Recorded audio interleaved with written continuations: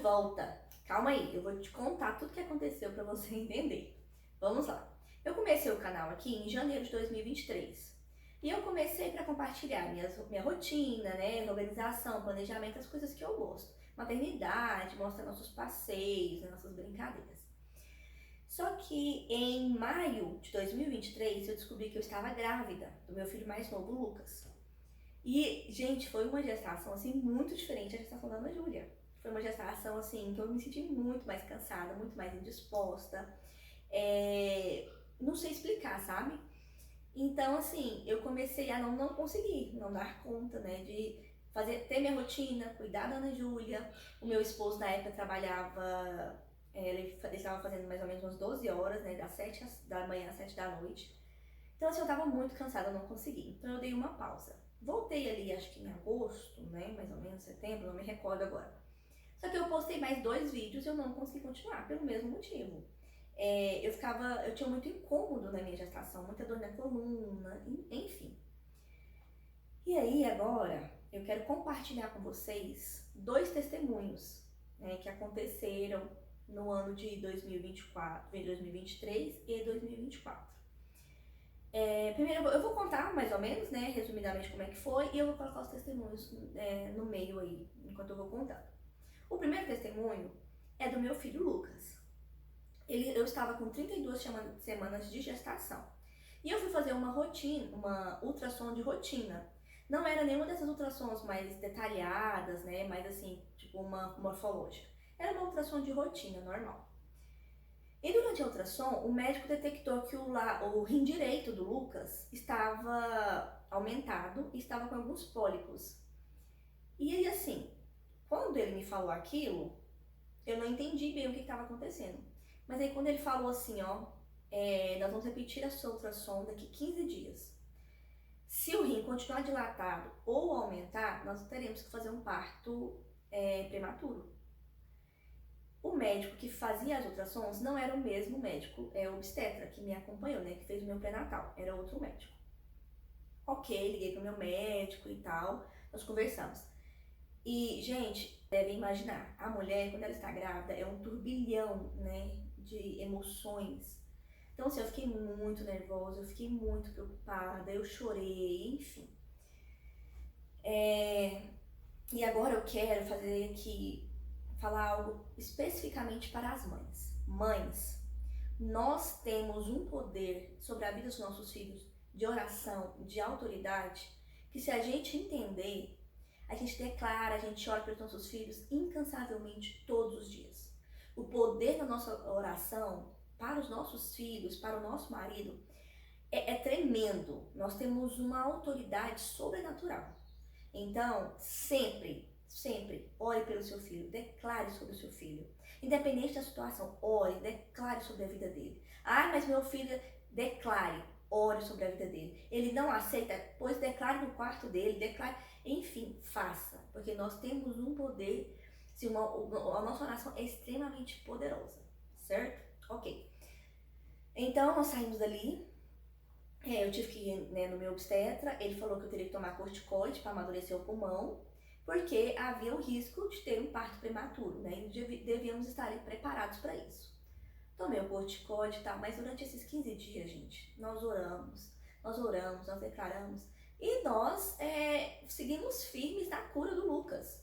Não que fosse algum problema ter um parto prematuro de forma alguma. Glória a Deus pela medicina, né, glória a Deus pelos médicos que podem fazer isso e salvam vidas.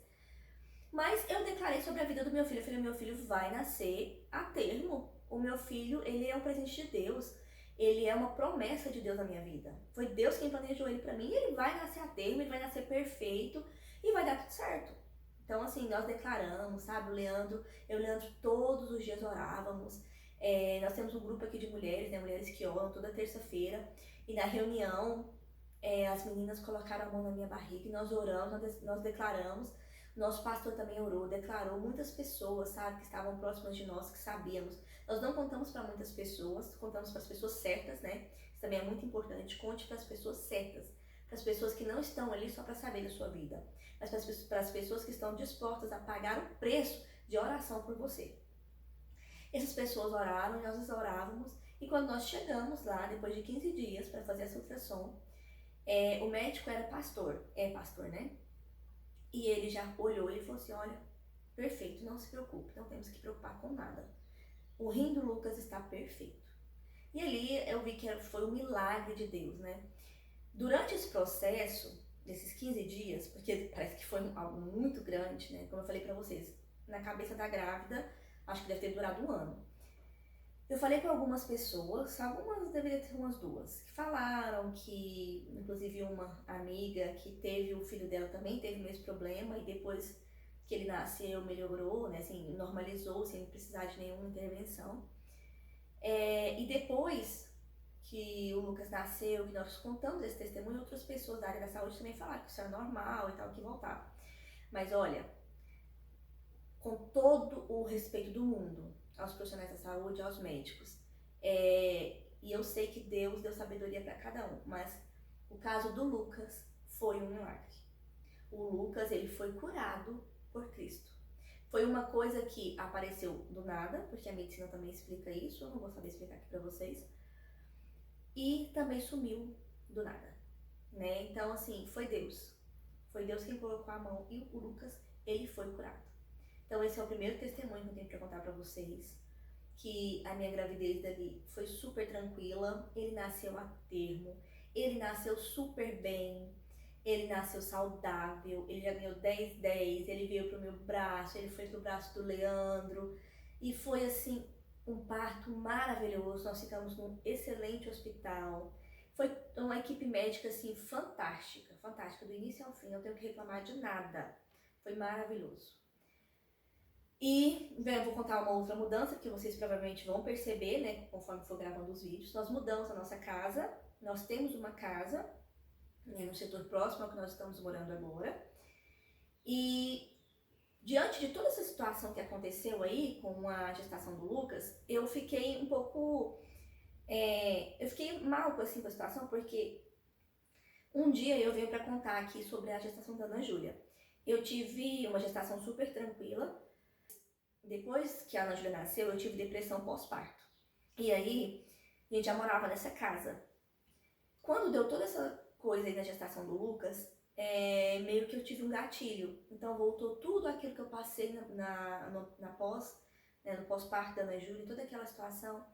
E eu não queria ficar na casa onde eu estava. Falei pra ela, eu não quero mais ficar aqui, eu não consigo mais ficar aqui. Eu chorava muito, sabe?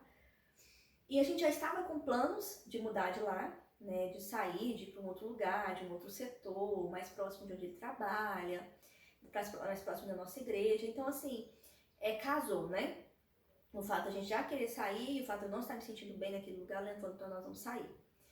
Só que eu estava prestes a ganhar o Lucas, né? Então, assim, como eu falei, a gestação estava muito... eu estava muito cansada. Então, o que a gente fez? Fomos para casa da minha mãe, ficamos 2 meses na casa da minha mãe, quase 3 meses na casa da minha mãe, até porque foi ela quem cuidou de mim quando ele nasceu, né? Minha mãe nossa, maravilhosa. Meu braço direito, esquerdo, minhas pernas, minha mãe me ajuda demais, demais, demais. Então, nós fomos pra casa dela, né? Vendemos as nossas coisas e tal. E no final do ano, no final do ano mesmo, assim, ó, eu acho que ali pro dia 14 de dezembro, o Leandro recebeu uma proposta e ele mudou de trabalho. Ele, é claro que ele terminou o ano, né, o janeiro de 2024, ainda colocou as coisas nos eixos, mas ele mudou de trabalho. Então, pensa, Lucas ia nascer, estávamos tentando ir para outra casa, né, vendo como é que ia ser, e Leandro mudando de trabalho. Então foi assim uma mudança totalmente radical. E aí nós viemos para essa casa em fevereiro, para essa casa que nós estamos agora, não é nossa, mas é uma casa muito boa, é num condomínio, então assim, os meninos amam aqui, né, eles brincam, eles se divertem, é uma casa super arejada, iluminada, né, lá eu tinha muito problema com iluminação, os vídeos não ficavam bons porque a casa era bem escura, enfim, a nossa casa está alugada, e nós estamos vendo aqui o que a gente vai fazer da vida, por enquanto. Enfim, viemos pra cá, né, no final de fevereiro, eu acho. Estávamos bem aqui, felizes. Quando a minha mãe me ligou, disse que estava sentindo dor na perna e pediu para que eu agendasse um médico para ela. Agendei o médico.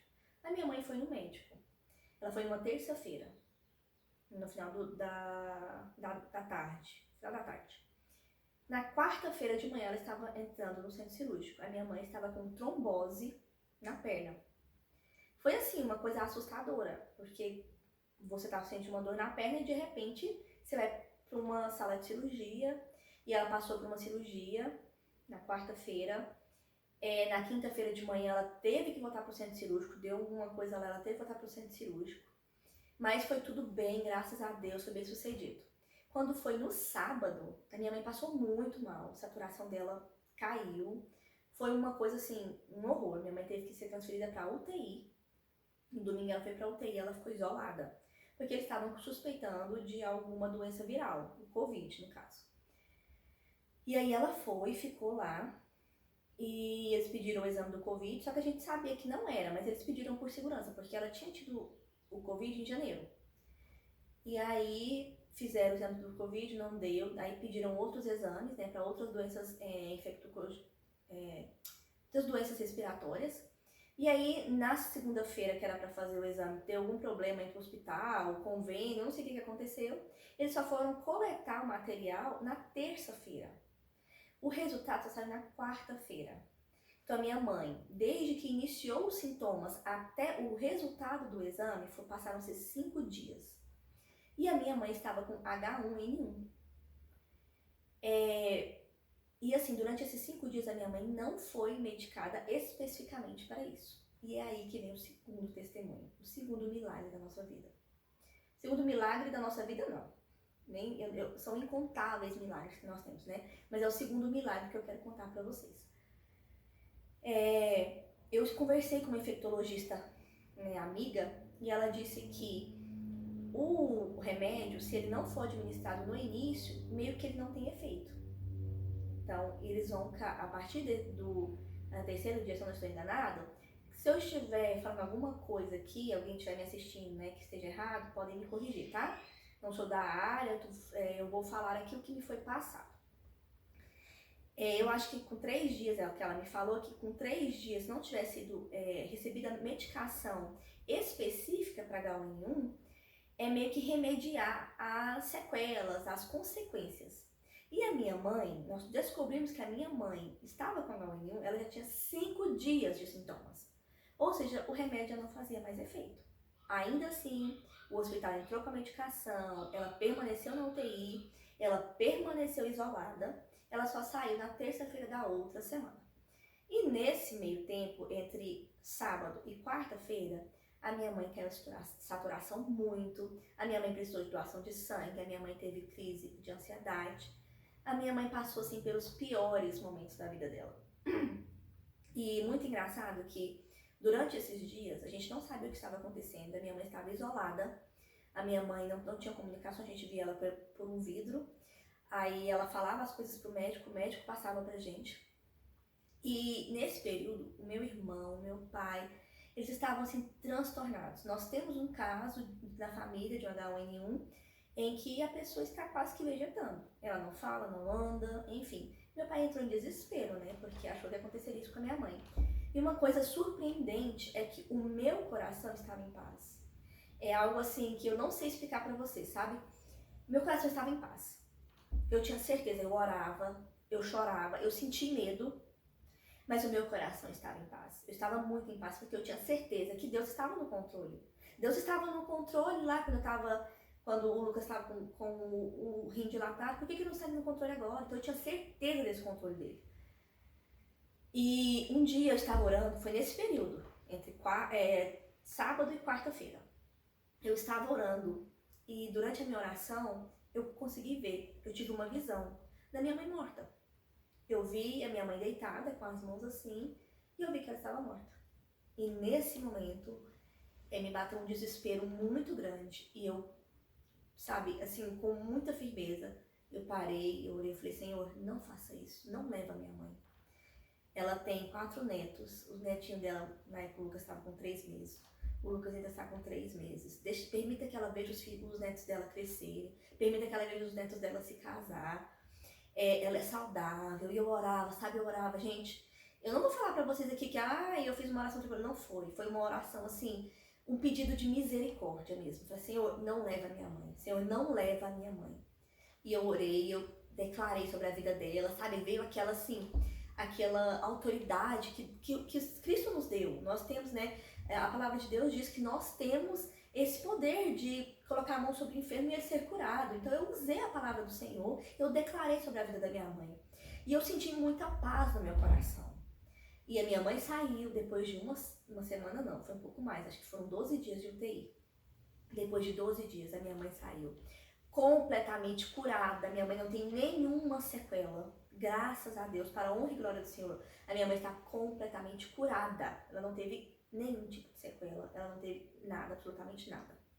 Ela saiu na terça-feira da UTI. Ela teve que voltar para o centro cirúrgico, porque na segunda cirurgia fez um corte na perna dela. E por conta dela ter passado mal, né, por causa da H1N1, eles não conseguiram fechar. Então eles deixaram, né, aberto e fecharam depois. Assim, hoje a minha mãe, ela está super bem, para a honra e glória do Senhor, super bem, curada. Inclusive ela fica com os meninos, ela ama os netos dela. Então, assim, gente, o que eu quero trazer para vocês sobre esses dois testemunhos. O quanto o Senhor, ele está presente, entendeu? Se você quer, né, a palavra do Senhor diz, eis que estou à porta e bato, abra que você irá, eu estou te ouvindo. As suas orações, elas estão sendo ouvidas. Então, assim, ela voltou pra casa, enfim. E aí as coisas foram se normalizando, né? E aí eu fui me organizando aqui na minha rotina. Casa nova. Tivemos que ficar um tempo ajudando a minha mãe, né? Porque aí ela tinha que ficar em repouso. Uma tia minha veio de outra cidade pra cuidar dela também. Um anjo na nossa vida. Foi maravilhosa. Porque o Lucas só tinha 3 meses. Então, assim, pra eu ficar indo na casa dela não era fácil. E eu fui me adequando, né, durante o ano de 2024, o Leandro em outro trabalho, a Ana Júlia também se adaptando, né, porque ela teve muitos ciúmes, foi um pouco mais difícil, nós tivemos que nos readaptar. E agora eu estou de volta, quero voltar a compartilhar aqui com vocês, quero mostrar para vocês a rotina, né, quero mostrar as coisas para vocês aqui, organização, planejamento, enfim. Estou de volta.